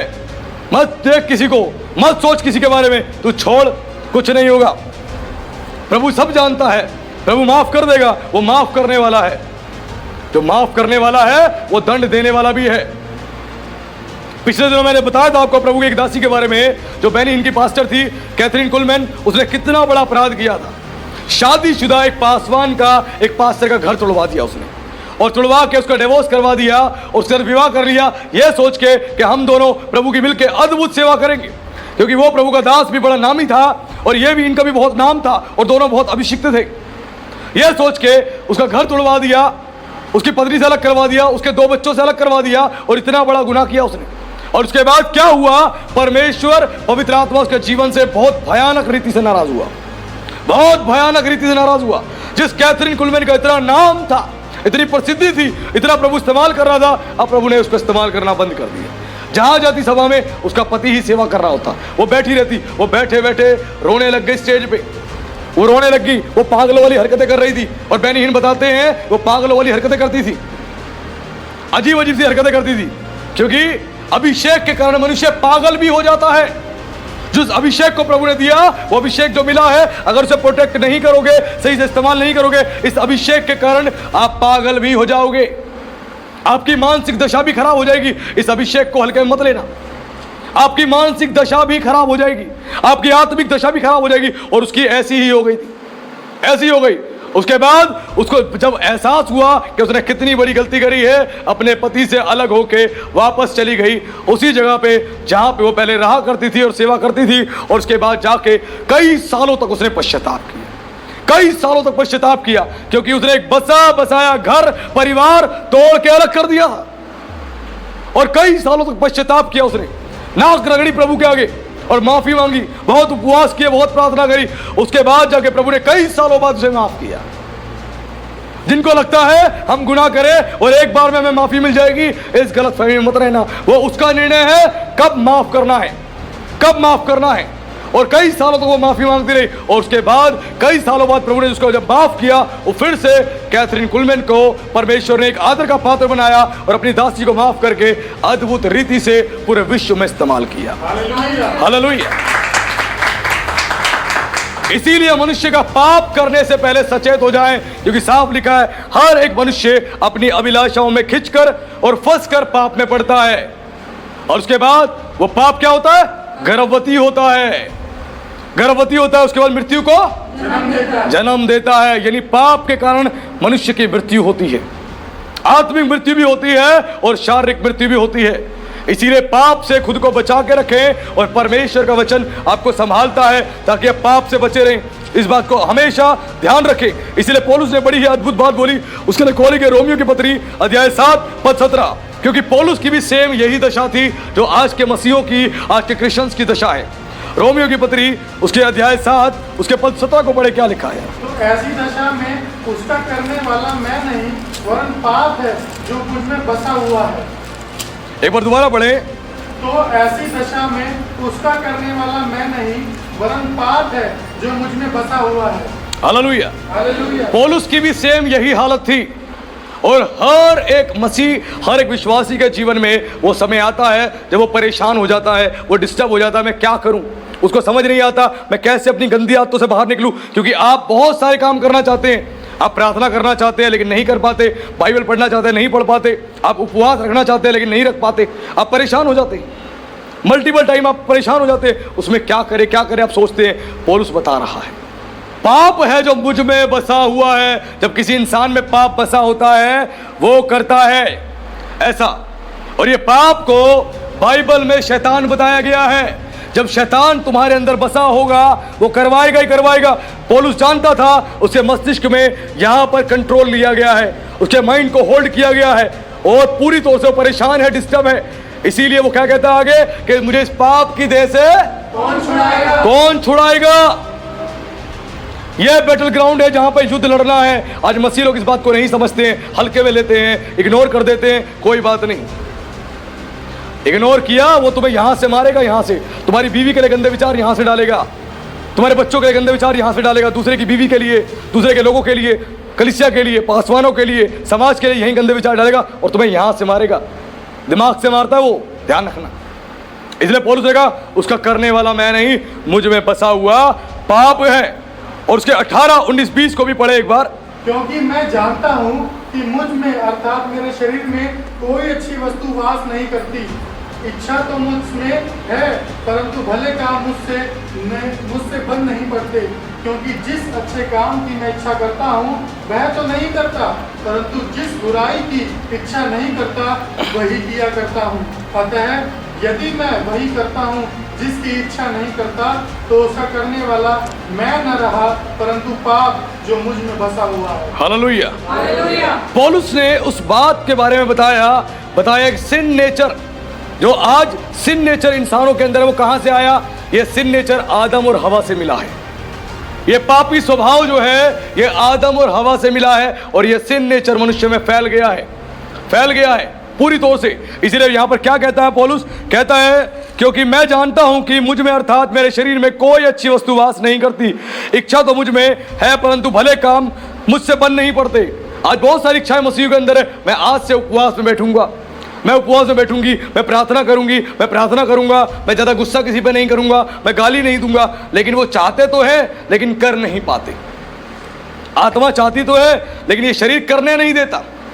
सोचते आज पूरी रात बैठ के प्रार्थना करेंगे, बैठते हैं 15 मिनट और नींद के झटके चालू, नींद के झटके चालू, उसके बाद सो जाते हैं। कई लोग तो ऐसे हैं प्रार्थना करते करते ही मुंडी नीचे टेकते हैं और सो जाते हैं पसर के, और सुबह उठते हैं अरे प्रार्थना कर रहा था तो आमीन। रात भर दरवाजा खोल के छोड़ दिया शत्रु के लिए, बंद भी नहीं किया और आमीन। ऐसा तक होता है। इसीलिए वो कह रहा है करने वाला मैं नहीं हूं, मुझ में बसा हुआ पाप है। जो मैं करना नहीं चाहता वही मैं करता हूं। साफ तौर पर उसने इस बात को बोला। उसके बाद 19 में कहता है क्योंकि जिस अच्छे काम की मैं इच्छा करता हूं वह तो नहीं करता, परंतु जिस बुराई की इच्छा नहीं करता वही किया करता हूं। पौलुस के साथ भी ऐसा होता था। वो भी इस मानसिक दशा को समझ चुका था, वो जान चुका था इस मानसिक दशा के बारे में। वो जानता था ये वो रणभूमि है, ये युद्ध का क्षेत्र है जहां प्रतिदिन 24/7 वो युद्ध लड़ रहा था। हर मसीह युद्ध लड़ता है, हर पासवान युद्ध लड़ता है, हर एक मनुष्य यहां पर युद्ध लड़ता है। यही रणभूमि है। कह रहा जो मैं करना चाहता हूं नहीं कर पा रहा, मैं नहीं कर पा रहा, बिल्कुल भी नहीं कर पा रहा जो मैं करना चाहता हूं। इसीलिए परेशान होकर, दुखी होकर आगे बहुत सारी बातों को कहता है इस चैप्टर में कि मुझे इस पाप की देह से कौन छुड़ाएगा। इसीलिए आगे क्या कहता है? इसीलिए क्या करो? आत्मा के अनुसार चलो, आत्मा के अनुसार चलो, क्योंकि आपके अंदर जो पवित्र आत्मा मिला है उसके अनुसार चलना है, वचन के अनुसार चलना है। आत्मा ही तुम्हें बोलेगा क्या काम करना क्या नहीं करना, आत्मा की सुनना। जब पौलुस और बरनबास दोनों को जब प्रेरित के लिए चुना था, प्रेरित होने के लिए पवित्र आत्मा ने चुनाव किया, प्रभु ने इनका प्रमोशन किया और इनको आगे भेजा, तो ये मूसिया में जा रहे थे उतर के। एशिया में जा रहे थे प्रचार करने के लिए, पवित्र आत्मा ने कहा नहीं जाना, पैर भी मत रख वहां, पैर भी मत रख। पौलुस के बरनबास के पैर तक रखने नहीं दिए, पैर तक रखने नहीं दिए। पवित्र आत्मा ने साफ तौर पे कहा वापस पैर कर ले पीछे, उनके कदम तक रखने नहीं दिए। पवित्र आत्मा की अगुवाई में चलने वाला व्यक्ति हर चीज प्रभु से पूछता है, उसके बाद करता है, कोई भी फैसले अपनी ओर से नहीं करता। लेकिन जो परमेश्वर की आत्मा के बारे में नहीं जानते, वचन के बारे में नहीं जानते, कहते हैं ये व्यक्ति सारे फैसले खुद ही करता है, ये पास्टर सारे फैसले खुद ही करता है। जिनको खुद परमेश्वर के वचन का ज्ञान नहीं है, ये बातें करते हैं। इसीलिए सीख लें परमेश्वर का वचन क्या सिखा रहा है। और सबसे इंपॉर्टेंट बात सीखने वाली है, जब यीशु ने एक अद्भुत काम किया था, जब वो धरती पर आया था मनुष्य जाति के उद्धार के लिए, छुटकारे के लिए, तो उसके विषय में एक बड़ी ही अद्भुत बात हम पढ़ते हैं। पहला यूहन्ना उसके 1:29 में जहां लिखा है कि जगत का पाप जो है वो उठा ले जाता है। जब यूहन्ना बपतिस्मा देने वाले ने यीशु की गवाही दी थी, तो उसने कहा था कि जगत का पाप है वो परमेश्वर का मेमना उठा ले जाता है। जगत के पाप नहीं, जगत का पाप, जगत के पाप नहीं, जगत का पाप। क्योंकि पूरे जगत के अंदर जो पाप है, पूरे जगत में जो पाप फैला हुआ है, शैतान ने सबके मस्तिष्क पे नियंत्रण ले रखा है, कंट्रोल ले रखा है। इसलिए पूरे जगत का पाप उसने अपने ऊपर उठा लिया, अपने ऊपर उठा लिया।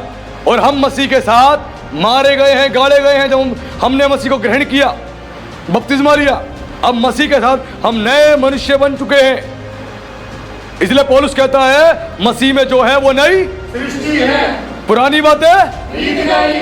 तो अब कैसे तुम्हारे जीवन में पुरानी बातें दिखाई दे रही हैं?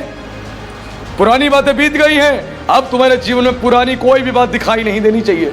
कोई भी नहीं, पुराना स्वभाव भी नहीं, पुराना एटीट्यूड भी नहीं, पुरानी बातचीत भी नहीं, पुराना व्यवहार भी नहीं, बिल्कुल दिखना नहीं चाहिए। अगर दिख रहा है तो इसका मतलब पुराना जीवन तुम आज भी जी रहे हो, इसीलिए दिख रहा है। जब तुम नया जीवन जियोगे, सब कुछ नया ही दिखेगा तुम में, और लोग बोलेंगे ये बदलता बदलता और बदलता ही जा रहा है। हालेलुया। आपकी गवाही अपने आप ही लोगों के मुंह से निकलेगी, आपकी गवाही अपने आप ही लोगों के मुंह से निकलेगी।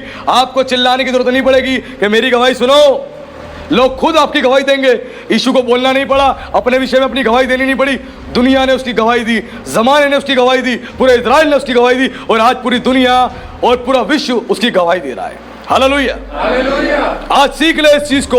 और बड़ी ही एक अद्भुत बात उत्पत्ति की पुस्तक में परमेश्वर ने केन से कही थी, उसके लिए खोलेंगे उत्पत्ति की पुस्तक अध्याय 4 उसके पद 7 को हम पढ़ेंगे। क्या लिखा है वहां? इस प्रकार लिखा है, यदि तू भला करे तो क्या तेरी भेंट ग्रहण न की जाएगी, और यदि तू भला ना करे तो पाप द्वार पर छिपा रहता है और उसकी लालसा तेरी ओर होगी और तुझे उस पर प्रभुता करनी है। हालेलुया। परमेश्वर ने कहा यदि तू भला करे तो क्या तेरी भेंट ग्रहण ना होगी? कैन, तूने जलन से अपने भाई के प्रति तूने षड्यंत्र रचा, प्लान किया, और तू उदास हो गया कि उसकी भेंट ग्रहण हो गई, मेरी भेंट ग्रहण नहीं हुई, जलन से, ईर्ष्या से। और यदि तू भी भलाई करेगा तो क्या तेरी भेंट ग्रहण नहीं होगी? जब हम भलाई करते हैं, परमेश्वर हमारी प्रार्थना को भी ग्रहण करता है, हमारी इस देह को भी ग्रहण करता है, हमारे दानों को भी ग्रहण करता है। और यदि हम भलाई भला जीवन ना जिए तो परमेश्वर हमारी भेंट तक नहीं लेता। जिनको लगता है हम परमेश्वर को भेंट दे रहे हैं, दे के दिखाओ, उसने मना कर दिया ना तो भेंट भी नहीं दे पाओगे। मेरे पास कितने लोगों ने कितनी बार ऑफरिंग्स दिए, प्रभु ने कहा वापसी कर दे, मुझे नहीं चाहिए इनका दान। मैंने कितनी बार मल्टीपल टाइम्स लौटाया है, मल्टीपल टाइम्स लौटाया है। छोटा दान भी और बड़े बड़े दान भी लौटाए हैं। कोई सोचे छोटा दान पास्टर जी लौटा देते, बड़ा रख लिया होगा, बड़े बड़े दान तक लौटाए हैं मैंने। प्रभु ने कहा नहीं रखना, इसका चाहिए ही नहीं मुझे, वापसी कर दे। और कितनी बार वापसी किया है, कितनी बार। यहां सेवा पैसों के लिए नहीं हो रही, पेट के लिए नहीं हो रही, यह सेवा आत्मा की सेवा है, आत्माओं को बचाने के लिए सेवा है।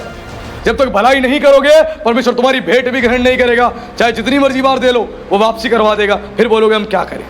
और जब परमेश्वर तुम्हारी भेंट ग्रहण नहीं कर रहा तो इसका मतलब है फाइनेंशियल तुम लॉस में जाओगे, फाइनेंशियल तुम लॉस में जाओगे। तुम्हारी प्रार्थना ग्रहण नहीं कर रहा तो फिजिकल तुम लॉस में जाओगे, तुम्हारे घर में परेशानी आएगी। अभी पिछले दिनों मेरे को एक मसीह ने ऑफरिंग डाला, कोई एक ऑफरिंग डाला, मैंने वापस रिटर्न कर दिया ऑफरिंग। और वो मसीह फोन करके जबरदस्ती मुझे कह रहे कि ले लो ले लो। मैंने कहा नहीं लूंगा। मुझे बोला पास्टर जी मैंने गलती क्या करी, ऐसी मेरे से क्या गलती हो गई कि आप नहीं ले रहे। मैंने कहा मेरे भाई ऐसा नहीं है कि मैं अपने मन से नहीं ले रहा, मुझे रिक्वायरमेंट है, मुझे नीड है, लेकिन परमेश्वर का आत्मा मुझे रखने के लिए मना कर रहा है, इसीलिए मैं तुम्हें वापसी डाल रहा हूँ। और मैंने वापसी डाल दिया। और उसके बाद 2 दिन बाद गवाही क्या सुनता हूँ, उस जवान का जो है उसके 10 गुना और 20 गुना नुकसान हो गया फाइनेंशियल। 10 गुना 20 गुना नुकसान हो गया। और उसने अपने मुंह से मुझे बोला कि मेरा इतना भयंकर नुकसान हो गया। क्यों? हम परमेश्वर को दे रहे हैं, इसीलिए वो उसकी मर्जी है तुम्हारी भेंट ग्रहण करे या ना करे। ये वो सेवा नहीं है जो पैसों के लिए होती है।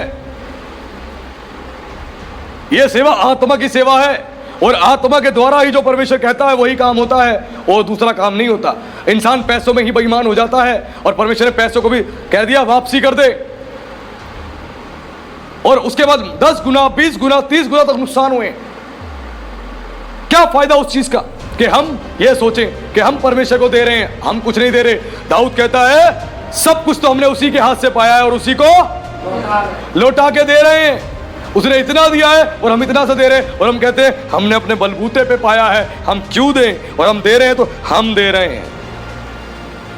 परमेश्वर हमारे मनों को जानता है, किस मन से दे रहे। केन के मन को जानता था, इसलिए केन की भेंट ग्रहण नहीं करी। और आगे प्रभु ने क्या बोला, यदि तू भला करे तो पाप द्वार पर छिपा रहता है, और उसकी लालसा तेरी ओर होगी, और तुझे उस पर प्रभुता करनी है। प्रभु ने कहा पाप जो है द्वार पर खड़ा है, शैतान खड़ा है द्वार पे कि कहां तुम्हें ट्रैप करे। उसकी निगाहें हैं, वो स्पाई की तरह तुम्हें देखते रहता है, स्पाई की तरह। जैसे स्नाइपर होता है, उसे किसी को मारना होता है, वो कई दिन तक एक जगह पे रहता है, एक बिल्डिंग में रहता है, और दूरबीन लगा के देखता रहता है। वैसे ही शैतान है, जो पाप जो है शैतान है, वो द्वार पर तुम्हारे खड़ा है। तुम गलती करोगे वो अंदर घुस जाएगा, और तुम उस पे नहीं, वो तुम पे प्रभुता करेगा और तुम्हें कंट्रोल में लेगा। और इफिसियों 2:2 में लिखा है जो परमेश्वर की आज्ञा नहीं मानते आज भी वो दुष्ट आत्माओं के चलाए चलते हैं, आज भी। और परमेश्वर का दंड और शाप उनके जीवन में आता है। अगर तुम उस पर प्रभुता नहीं करोगे, वो तुम पे प्रभुता करेगा। और पौलुस ने बताया कैसे तुम उस पर प्रभुता कर सकते हो, जब परमेश्वर के सारे हथियार बांध लोगे तभी प्रभुता कर पाओगे, वरना नहीं। इस रणभूमि को ध्यान रखें, रणभूमि में 24/7 ये युद्ध चलता है। गंदे गंदे विचार चलते हैं, उसको हराना है, इस युद्ध में जीतना है। और प्रभु ने खुद इसको आज्ञा दी थी। प्रभु ने खुद कहा, क्या बोला, और तुझे उस पर प्रभुता करनी होगी। वैसे प्रभु हर मसीह से कहता है, हर एक विश्वासी से कहता है, हर कलीसिया से, कि तुम्हें उस पाप पर, शैतान पर प्रभुता करनी होगी। हालेलुया। तुम्हें प्रभुता करनी होगी। गंदे विचार आए उसको खंडन करो। हर एक गंदी कल्पना है जो परमेश्वर के वचन के, उसकी पहचान के विरुद्ध में उठती है, उसे कैद करके मसीह का आज्ञाकारी बना दो। उसको अपने ऊपर हावी होने मत दो। अगर तुमने हावी होने दिया तो तुम उस पे कंट्रोल नहीं, वो तुम पे कंट्रोल लेगा और तुम्हें लपेटे में लेके पाप में कराएगा, पाप कराएगा पूरी तौर से। किसी ने बुरा किया, आपके मन में नफरत आएगी, गुस्सा आएगा, आपका मन करेगा मैं भी उसको 4 बात बोलूं, मैं भी 4 बात सुनाऊं, मैं भी उसका बुरा करूं। लेकिन यह विचार कौन डाल रहा है? शैतान डाल रहा है। प्रभु कहता है माफ कर, प्रभु कहता है माफ कर, क्षमा कर, लेकिन शैतान विचार डाल रहा है। इसीलिए अलर्ट रहे और सीखे, क्योंकि प्रभु ने केन को भी आज्ञा प्रदान करी, तुझे प्रभुता करनी है केन, तुझे प्रभुता करनी है। इसको प्रभु ने पहले ही बोल दिया था, लेकिन इसने प्रभुता नहीं करी। वो द्वार पे खड़ा था, उसने बोला देख परमेश्वर ने हाबिल की भेंट ग्रहण करी, तेरी नहीं करी। देख परमेश्वर पक्षपात करता है, परमेश्वर तुझसे प्यार नहीं करता, तुझसे नफरत करता है। और जैसे ही बोला, केन के अंदर आक्रोश आया, वो आके उसने यहां पर कंट्रोल लिया और केन ने पत्थर उठाया और हाबिल को मार दिया। क्षण भर में खत्म का है, क्षण भर में खत्म का है। यह रणभूमि है, यहां पे आके सारी बातें बोलेगा, सारे काम करेगा यहां पे आके, और तुम्हें एकदम से बोलेगा मार दे, सुसाइड कर दे। और उसके साथ वही काम किया और केन ने गुस्से में आके मार दिया। परमेश्वर ने पहले ही चेतावनी दी थी, पहले ही उसको समझा दिया था। अभी तक उसने हाबिल को नहीं मारा था, केवल गुस्से में था, मुंह पे उदासी थी। परमेश्वर ने पहले ही समझा दिया था, लेकिन फिर भी उसने बात नहीं मानी। परमेश्वर बहुत बार अपने पासवानों के द्वारा, अपने दासों के द्वारा पहले ही अलर्ट करवा देता है, ये गलती मत करो, जीवन सुधार लो, पाप से बाहर निकल जाओ। मसीह लोग नहीं मानते, जब परेशानी विपत्ति आ जाती है फंस जाते हैं, फिर याद करते हैं पास्टर जी मर गए, पास्टर जी मर गए, पास्टर जी प्रार्थना करो, पास्टर जी बाहर निकालो, पास्टर जी। पहले सुन लेते तो क्यों फंसते? अगर भेड़ चरवाहे की आवाज सुनना शुरू कर दे तो वो कभी भी नहीं फंसेंगी। और आता है शैतान, वो कहता है ओए सुन सुन, तू इनके साथ कहाँ चल रहा है? तू इतना अधीन होके क्यों चल रहा है? तू इतना उम्र का व्यक्ति, इतना बड़ा व्यक्ति, तू इतनी समझदार महिला, इतनी उम्र की, तू इस जवान पास्टर के अधीन होके क्यों चल रहा है? मत चलो, तू अलग चल, अलग चल, अलग चल, अलग चल, अलग चल। बुला बुला के खींच लेता, झुंड से अलग ले जाता है और फंसा देता है, ट्रैप कर देता है। और भेड़ चिल्लाती है मैं मर गई, मुझे बचाओ, मैं मर गया, मुझे बचाओ। अब चरवाहा देखता है अरे एक भेड़ कम है, वो जाता है। ये चरवाहा तो हो सकता है एक बार के लिए ना जाए, क्योंकि जितने हम लोग पास्टर्स हैं, हम बहुत बार जो है प्रभु यीशु की तरह हम चरवाहे नहीं बन पाते। हम कोशिश करते हैं, लेकिन बाइबल कहती है अच्छा चरवाहा यीशु मसीह है, यीशु मसीह है। वो जाता है, पास्टर तो नहीं पहुंच पाया, मलेशिया में, इंग्लैंड में, लंदन में, यूरोप में, पास्टर कहां से आएगा? टिकट के पैसे कहां से आएंगे? पास्टर पहुंच ही नहीं पा रहा। अब प्रभु वहां पहुंचेगा। मेरा बेटा मलेशिया में फंसा हुआ है, इंग्लैंड में फंसा हुआ है, प्रभु वहां पहुंचेगा और वो संभालेगा, वो बाहर निकालेगा। ये चरवाहे की कैपेसिटी है, लेकिन उस चरवाहे की कैपेसिटी अनलिमिटेड है। हालेलुया। इसीलिए इस बात को सीख ले कि परमेश्वर क्या सिखा रहा है। और वैसी एक अद्भुत बात सीखने की जरूरत है। एक वचन खोलेंगे इफिसियों की पत्री में, एक बड़ी ही अद्भुत बात जो है, वापस इफिसियों की पत्री अध्याय 6 में उसके 17 को पढ़े, क्या लिखा है? इफिसियों की पत्री अध्याय 6 पद 17। और उद्धार का टोप और आत्मा की तलवार जो परमेश्वर का वचन है ले लो। हालेलुया। यहाँ पर पौलुस ने एक बात बताई। यहाँ पर बहुत सारे हथियार बताए गए हैं, लेकिन आज इस समय केवल हम एक ही हथियार के विषय में बात करेंगे, नहीं तो ये सरमन बहुत लंबा चला जाएगा। एक ही हम हथियार के बारे में बात करेंगे। यहाँ पर बोला उसने कि और उद्धार का टोप ले लो, उद्धार का टोप। उसने उद्धार के टोप के बारे में बोली। मैंने बोला रोमन सोल्जर्स जो कवच पहना करते थे युद्ध में जाने के लिए, जो हेलमेट पहना करते थे, जो तलवार लिया करते थे, उन तमाम चीज़ों को देखते हुए ही पौलुस ने एक मसीह व्यक्ति को यह बताया कि तुम भी योद्धा हो। और रोमन सोल्जर जो हेलमेट पहना करते, हेलमेट पहन के जाते थे, वैसे ही पौलुस ने कहा उद्धार का टोप ले लो। अब ये उद्धार का टोप है क्या? ये हेलमेट ऑफ सल्वेशन क्या है? हेलमेट ऑफ सल्वेशन क्या है? जैसे आपने देखा होगा, हर दुनिया में, दुनिया की सरकारों ने हर एक वाहक चालक को बोल रखा है जब तुम बाहर जाओ हेलमेट पहन के जाओ, हेलमेट पहन के जाओ। किस लिए? यदि तुम्हारा दुर्घटना घट जाए, कोई बात हो जाए, तो तुम्हारा सर बच जाए, सर बच जाए। इसीलिए हर दुनिया की गवर्नमेंट ने इस बात को बोल रखा है हर एक व्यक्ति हेलमेट पहन के जाए। लेकिन फिर भी लोग क्या करते हैं, अब हेयर स्टाइल ना बिगड़ जाए, हमारा हेयर स्टाइल अच्छा खराब ना हो जाए, तो इसलिए हेलमेट पहन के नहीं जाते। हेलमेट हाथ में टंगा होता है, भारत में तो ऐसे ही होता है, हेलमेट हाथ में टंगा होता है, बाइक के शीशे पे टंगा होता है और ऐसे ही जा रहे होते हैं। हाईवे पे, रोडों पे भी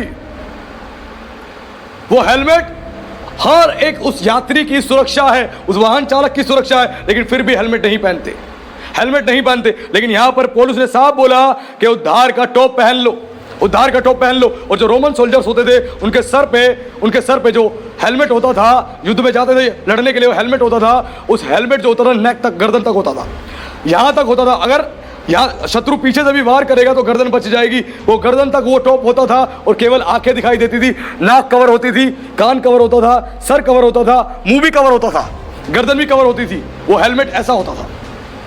और यदि कोई शत्रु उस पर मारता था तो उससे उसको नुकसान नहीं होता था, वरन बचाव हो जाता था, बचाव हो जाता था। और जितने रोमन सोल्जर्स युद्ध में जाते थे लड़ने के लिए, पीतल का हेलमेट होता था, पीतल का टोप होता था, उस पे वो तेल लगा के जाते थे, उस पे तेल को लगा के जाते थे, ताकि जब युद्ध लड़ने जाते थे धूप में, और जैसे ही शत्रु आएगा जो तेल उनके हेलमेट पे लगा है, उसकी चमक आएगी, चमक से उसकी आंखें चौंधिया जाएगी और शत्रु को पता नहीं लगेगा मैं कहां वार कर रहा हूं, और बल्कि वो उल्टा वार कर देंगे और तलवार मारेगा हेलमेट पे तो वो फिसल जाएगी, क्योंकि तेल लगा हुआ है।